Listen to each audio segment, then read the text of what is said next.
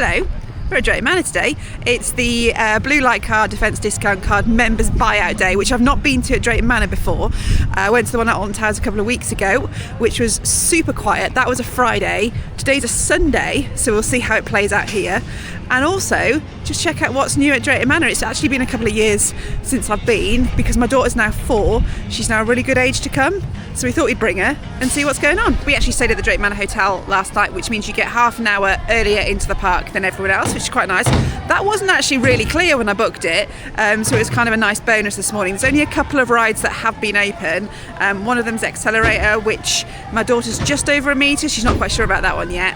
So we've come into Thomasland and it's a little bit quieter, and you can get on some of the more popular Thomasland attractions before everyone else comes in, which is quite good.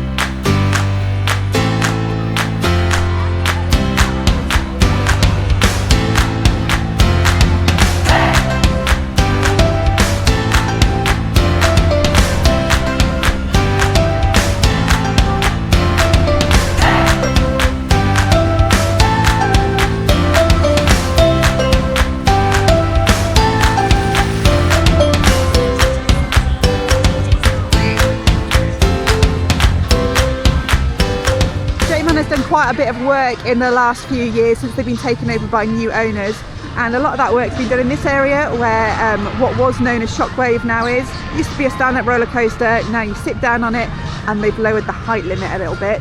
They've also put in this play area, which is really cool if you come with kids and you're wanting to go on the couple of bigger attractions that are here.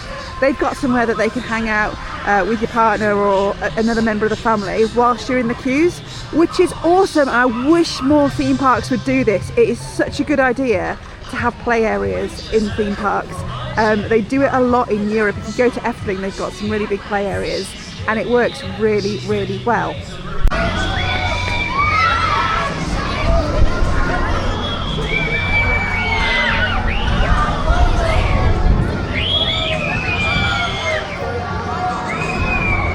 That's Maelstrom, best flat ride in the UK. If you do like the look of that, or you know you love Maelstrom, Blackpool Pleasure Beach are installing one of these next year, and it's going to be almost twice the height of it.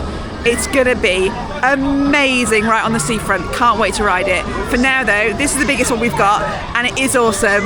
It gives you that real like oop in your tummy feeling, and I love it.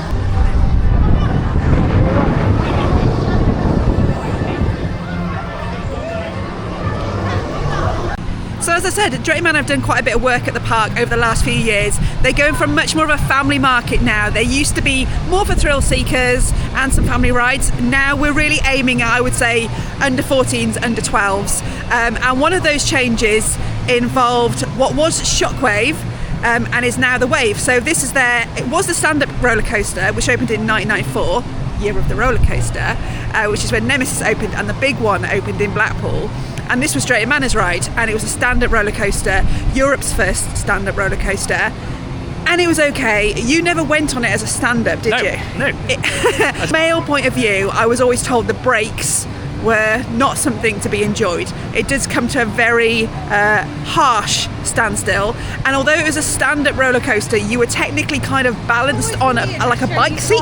Lovely. So yeah, it wasn't the most comfortable. But then the park changed this into the Wave. They've put sit-down cars on it instead, and they've lowered the height restriction. So it used to be a 1.4, it's now a 1.2, which again means more kids can go on it, which is great. Still got the big loop, still got the corkscrew, so it does go upside down, but it's a nice little transition kind of roller coaster. Once your kids are getting that little bit older and they want to start doing something a bit more adventurous, but maybe they're not ready for Nemesis Smiler, this is a good option for them.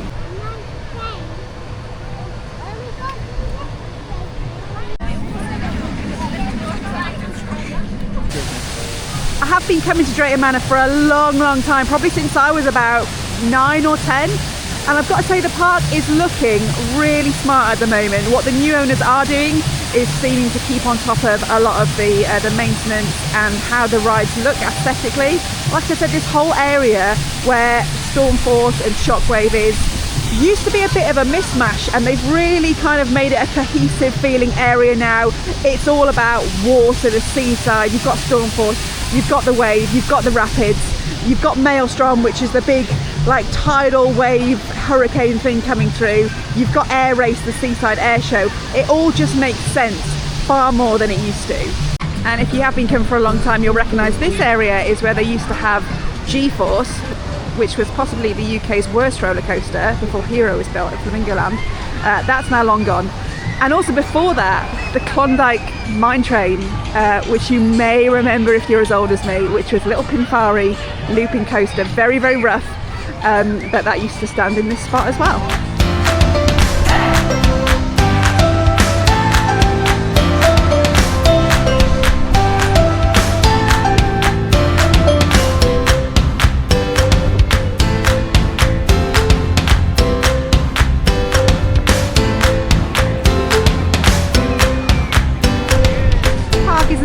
Today, a nice level of busy for the Members' Day, nice weather as well, a little bit of wind but lots of blue sky, which is a nice kind of theme park day. And the nice thing about Drayton Manor compared to somewhere like On Towers is it's far more compact, so you don't have to do as much walking between attractions. There's a lot of attractions in a relatively small space, which makes it really easy on your little guests' legs. If you have been coming to the park for many, many years, you will remember this as Pirate Adventure. Kev, who I do the podcast with, massive dark ride fan, and this is the ride he misses more than any in the UK. There have been so many rumours that the park are thinking about doing something with this building. There's rumours that the ride system is pretty much intact in there. It was a water boat ride, so a bit like Pirates of the Caribbean at Disneyland. Not quite as like Disney themed, but the same sort of thing. There's rumours it could be brought back in some form. I know Kev would love to see it. I'd love to see it. I do think it would be a great addition to the park lineup here now to have a family indoor dark water ride with loads of animatronics and scenes like that. It would be great. At the moment, they're all just rumours. We are keeping our ears very close to the ground, but wouldn't it be great to see something like that here again? Rest assured, if we do hear anything about this building, you will hear it on our podcast first, because there is no one who wants this to happen more than Kev.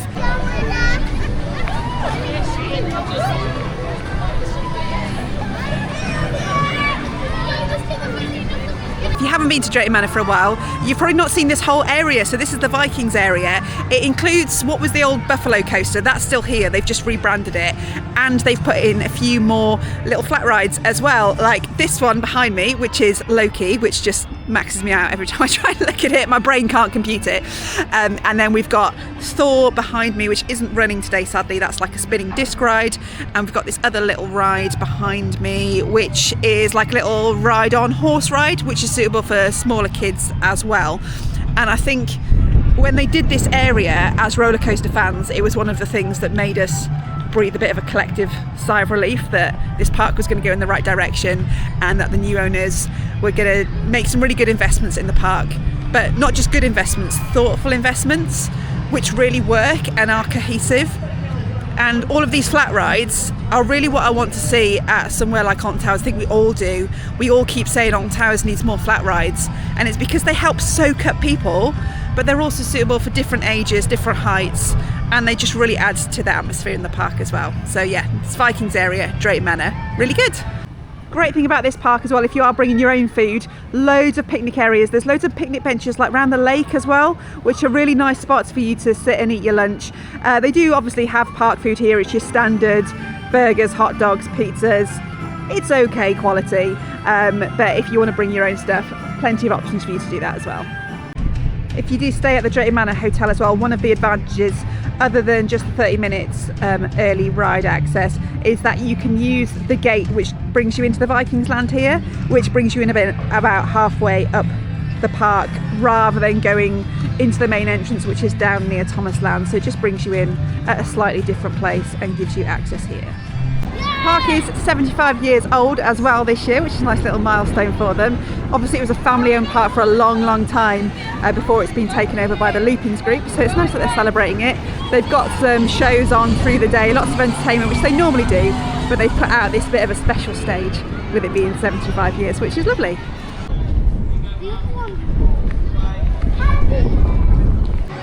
It's another area of the park which had a lot of work done to it. If you've not been for a while, depends how long ago it was, but you may remember the big wheel here. A long time before that there was the Mexican spinning hats, and of course you used to get Apocalypse in the background, right up reaching into the distance. Yeah, they've done a load of work down here. It's now all in that Wild West theme, which I think I mentioned in my Sundown vlog is one of my favourite theme park themes. I love it, and it all fits really nicely together now. Obviously Apocalypse went, which for theme park enthusiasts was a big loss generally. It was considered one of the best drop towers in the world. I hate drop towers, so I didn't mind that it was going, and it's been replaced by their new roller coaster, which is Gold Rush, which is a family roller coaster. It's really good fun. It's got 2 different cycles, so it runs one cycle generally in the morning, and then sort of mid-afternoon it changes and it becomes a totally different ride. One thing to be aware of if you are bringing your kids on Gold Rush, it's a family coaster. It does go backwards, which not every kid is okay with. It's not very super forceful or anything like that, but just something to be aware of. There you go, 2 o'clock changes onto its different cycle. I do really love what they've done with this ride and how they've done all the queue line, the attention to detail they've gone into. I know Apocalypse was seen as a loss when it was going, but I think this is ideal for the park now. Apocalypse was kind of its time. By the end, you didn't even ever get queues for it. People just weren't interested in riding it anymore. And for a family park, this is ideal. Obviously one of the big draws about Drayton Manor has been for a while now is Thomasland, which is great if you've got younger kids, and they don't even need to be into Thomas really. It's just got a load of really good rides and attractions that are suitable for kids who are younger. Most of them, if you're under a metre, you're all right on. Some of them have a slightly higher height restriction, but most of them under a metre and you are pretty good. Thomasland's almost in a couple of halves as well. If you go left, there's a one set of rides, and if you go right, there's another, and then you get on the train and it takes you right down to the back end of the zoo as well.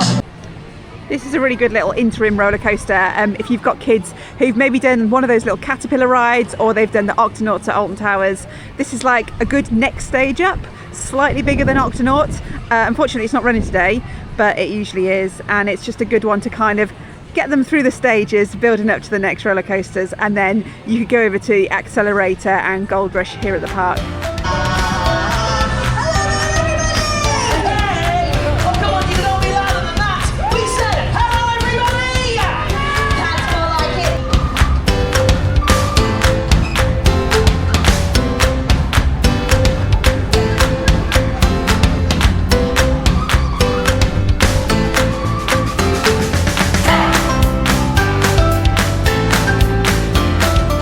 Depending on how long it's been since you've been to Drayton Manor, you may or may not remember this attraction operating. This was the Excalibur boat ride. Before that, it was actually like a jungle cruise, really way back in the day, which is kind of weird because Drayton Manor had 2 rides very similar to Disneyland. They had the jungle cruise and they had the pirate adventure. But yeah, this doesn't operate really anymore. It's a bit of a shame. Again, it's a huge ride system. It cost them millions to turn it into Excalibur, and it just didn't really work for them. It's right next to the pirate adventure boat ride, so it'd be really interesting to see them do something long term, all season round with this ride. I don't know if it'll happen, but it's a bit of a shame at the moment. I think they do something with it around the Christmas event, but for most of the season it just kind of sits here, which is a shame. One thing I think the park could really do with is an app, like you get at Alton Towers or the Merlin Parks or even Blackpool, to give you the queue times, because at the moment you're kind of reliant on these queue boards which are dotted around the park. You've got to find them and seek them out. It's not ideal. Not quite sure why they haven't just got an app so you can quickly check queue times, because that is quite useful. Something worth knowing if you're coming here, they do parent queue share passes, but they're not very well advertised, but we have spoken to guest services and they definitely do them. They say the best thing to do is you all actually queue up as a family here, and then when you get to the ride station they'll put the adult and the children who aren't riding to one side, and then literally as you come to the station they'll just swap you over. We went on the Wave and we didn't know that that was the system, so I rode it and I just spoke to the ride staff at the end and said, am I okay to send my husband up the fast track? And they were like, yeah, absolutely, just do that. So it's kind of, there's not an official way that seems to work all the time, but the way the park kind of seem to want to do it is that you just all queue together and literally swap in the station, which makes things easy, and it's worth knowing because it's not super well advertised. And if you are here with younger children and you want to do some of the bigger things that they don't, it's worth knowing that because it does save you going in the queue line twice.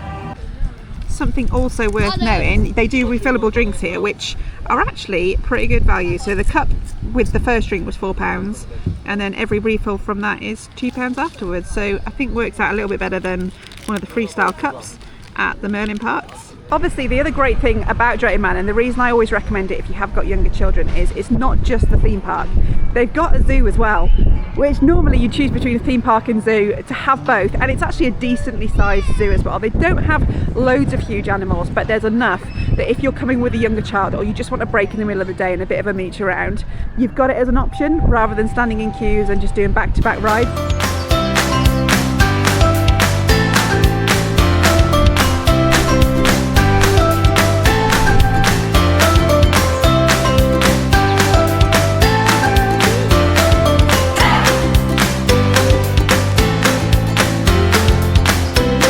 What do you think about having a zoo in a theme park then? I think it works, isn't it? It's nice. It's nice and tranquil. I was just saying, like, you wouldn't think that you're in a theme park when you're just walking around the zoo. It's a good place to come and like de-stress. You're so close to the theme park, but you feel like you're so far. Yeah, you can literally see like the roller coasters there, but you look at this one, and it's actually just a nice little zoo. Yeah. Lots of different animals as well.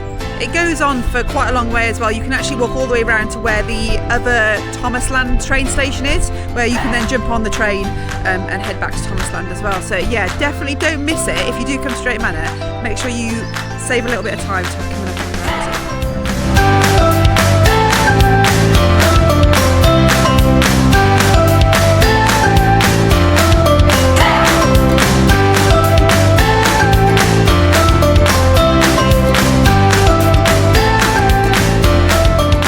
Just about concludes our Members Day at Drayton Manor. What did you think? You've not really been to this park a lot. How did you find it generally? It's a really good park. It's really cute. It's really well set up, I think. So there's a good spread of rides for all ages, I would say. Yeah. I think more for obviously little ones, but I don't know. I've just come away from this park thinking it's really nice. It's got it's got the zoo. I've been really impressed with pretty much everything today. Yeah, it has been really good. It has been quieter because it's a Members Day. We've got a daughter who's 4. She's been able to go on absolutely loads today, which is why I always say it's worth coming here if you've got younger kids. Even really small ones have got stuff to do in Thomasland, but as they get a little bit bigger as well, this park helps bridge the gap that is missing a little bit at some of the Merlin parks, so at Alton Towers and Thorpe. If you are between 1.2 or 1.4, you sometimes struggle with things to go on. There's kind of more for them to do here, and if you're under 1.2, there's definitely more to do. So it is a really good option. It's in the Midlands, it's really easy to get to. It's been a really nice day. It's been sunny, we've had a great time, and it's been lovely getting back in a theme park. I hope this has been useful. I hope it's maybe taken you on a bit of a trip down memory lane if you've not been to Drayton Manor for a while, or if you've been thinking about coming back and you want to see what it was like. Hope this has helped. As always, we do the podcast, which is all about theme parks. There's all the episodes on the channel that you can go back and listen to. We chat about various theme parks. We've got Drayton Manor episode. We also speak to really interesting people in the theme park industry as well. So if you're into your theme parks, it's well worth a listen. Thanks for joining us on this one, and hope you enjoyed it.